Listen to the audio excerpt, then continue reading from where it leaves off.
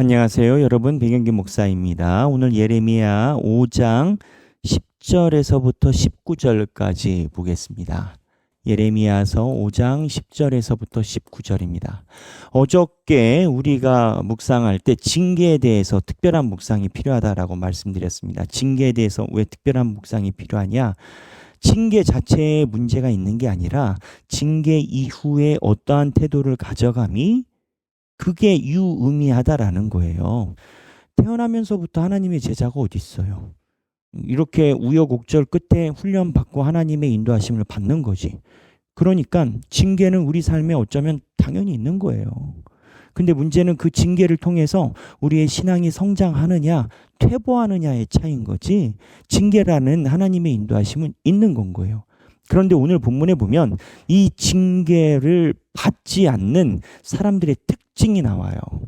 그래서 10절에 보면 너희는 그 성벽에 올라가 무너뜨리되 다 무너뜨리지 말고 그 가지만 꺾어버리라. 여호와의 것이 아님이니라 라고 10절에 하나님이 얘기를 하세요.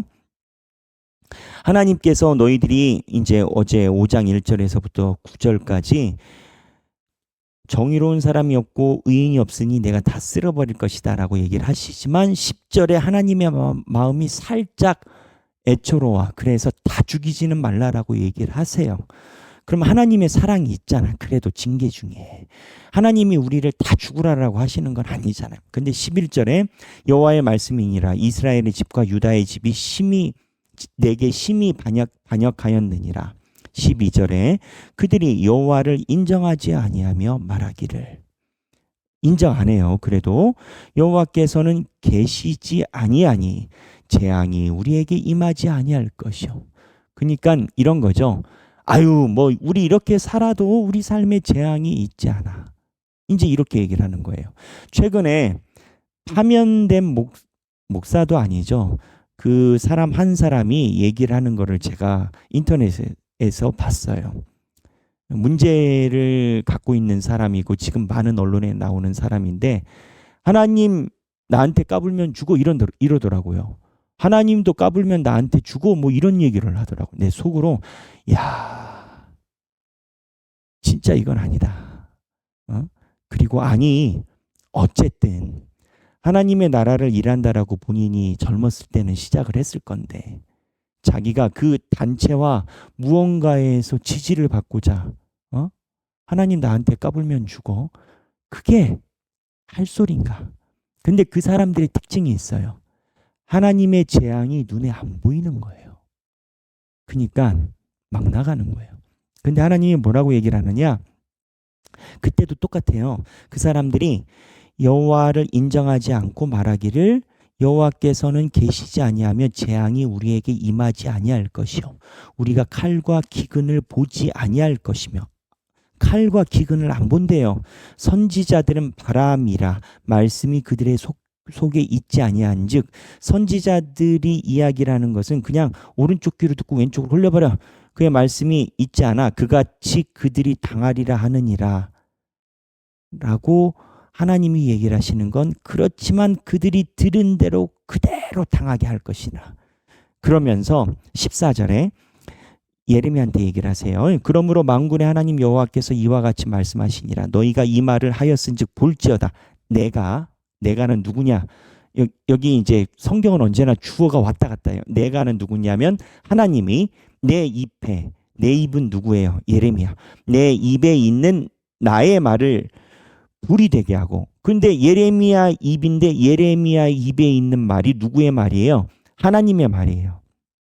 예레미야가 말을 하지만 하나님이 할 말을 예레미야 입속에서 움직이는 건 거예요. 그래서 목회자와 예언자, 선지자의 주 업무는 하나님의 말씀을 전하는 거지 그 이상도 이하도 없어요. 우리는 하나님의 말씀을 전하는 거지 사람들에게 무언가 인기를 얻고 셈법을 가져가고 그렇게 살면 안 되겠죠. 여하튼 하나님께서 네 입술에 말을 두는데, 이게 예레미야 네가 말할 때 이 백성을 나무가 되게 하여 불사르리라. 예레미야가 하나님의 말씀을 전할 때 이 말씀이 결국은 그들에게 눈에 보이는 불사름이 된다라는 거예요. 결론 어떻게 됐어요? 예레미야가 40년 정도 예언했다라고 보거든요. 이스라엘 유다가 망하기 전 40년, 결국 예레미야가 이야기한 그대로 망하지 아니하리라라고 생각한 사람들이 다 칼에 죽었어요. 40년이 걸렸는지 모르지만 하나님께서 이야기를 하신 게 하나도 땅에 떨어지지 않은 건 거예요. 예레미야가. 여기서 제가 여러분들과 함께 보고 싶은 표현이 있습니다.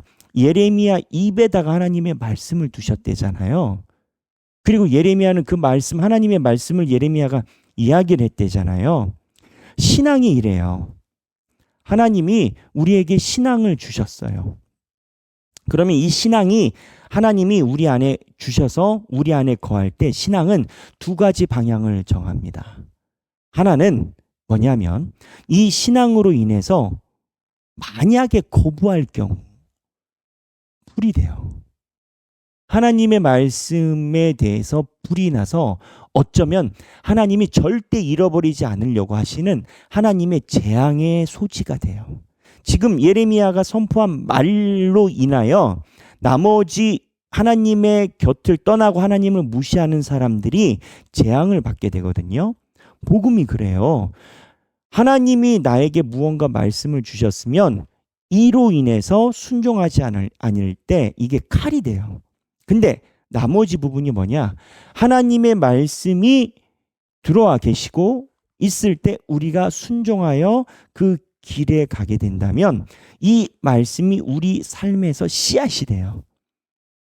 그러니까 축복이 된다고요. 그래서 복음은 양날의 검이에요.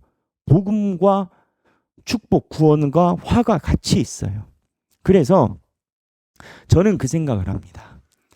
제가 신앙교육하고 제자교육할 때 몇 번 강조한 거지만 우리 안에는 여러 우리가 있어요.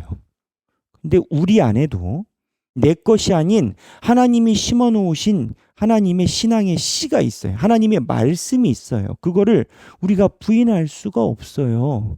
하나님의 말씀이 내 안에 있는 건 거예요. 하나님의 말씀이 내 안에 있으니까 이 하나님의 말씀이 왕성하게 살아가실 수 있도록 내가 순종하고 따라가야 돼요. 그래서 가끔은 우리가 말씀에 대해서 귀를 기울이고 말씀의 깊은 뜻을 깨달을 때 저는 그런 느낌을 많이 받아요. 내 능력과 내 인지 능력으로 말씀의 깊이를 깨닫는 것은 불가능해요. 근데 내 안에 거하시는 하나님의 말씀이 나로 하여금 그거를 이끌어 주신다라는 거예요.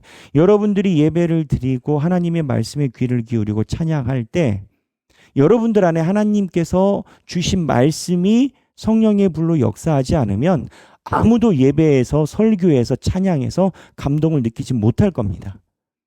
그건 확실해요. 왜? 예배나 그러한 행위 자체가 인간의 수학적으로 과학적으로 나오는 계산되는 행위가 아니기 때문에. 따라서 무슨 얘기냐? 모든 내 삶에 하나님의 말씀이 임해서 역사하심에 민감해야 돼요. 그래서 여기에 보면 예레미야에게 내가 내 입에 있는 나의 말을 불이 되게 하고, 이 표현이 뭐예요? 불이 되게 하고, 나의 말이 불이 되게 하고. 예레미야가 입을 열 때마다 사람들에게 영향을 미치지만 예레미야 안에 하나님의 말씀이 있다라는 거예요.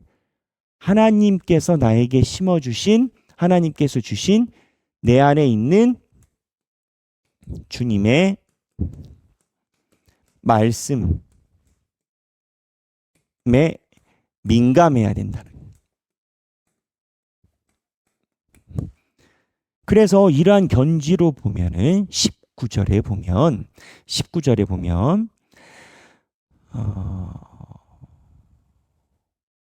19절에 보면 그들이 만일 이르기를 우리 하나님 여호와께서 어찌하여 이 모든 일을 우리에게 행하셨느냐 하거든 너는 그들에게 이르기를 너희가 여호와를 버리고 너의 땅에서 이방 신들을 섬겼은즉 이와 같이 너희 것이 아닌 땅에서 이방인들을 섬기리라 하셨느니라.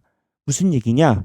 이 모든 삶의 메시지는 결국 주의 말씀에 대한 실천 여부에서 가늠이 나요.